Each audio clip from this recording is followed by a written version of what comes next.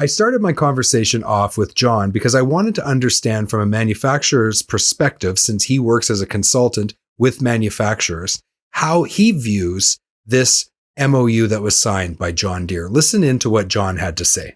So this MOU was signed between them and a trade industry organization, right? And John Deere has done a pretty good job, from my understanding, of covering themselves and saying, you know what, this is our intent. This is the direction we want to move.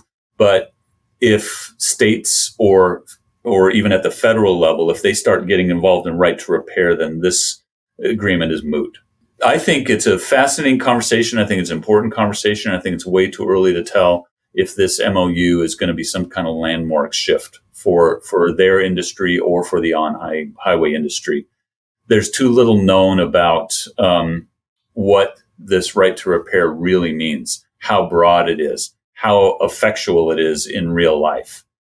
John Deere, like every other OEM out there, they want to do the best possible job by their customers, make them happy.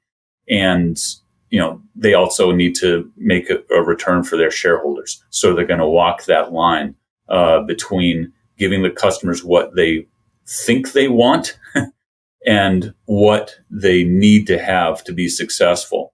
And the need to have to be successful is always going to trump what they think they want.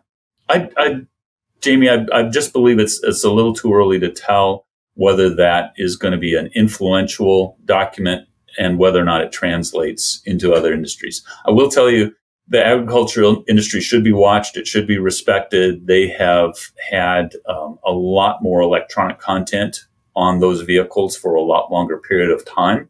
So they are a leader in that space, and our on-highway industry should be familiar with it, keep an eye on it, and anticipate that what happens there in their space will eventually migrate to ours.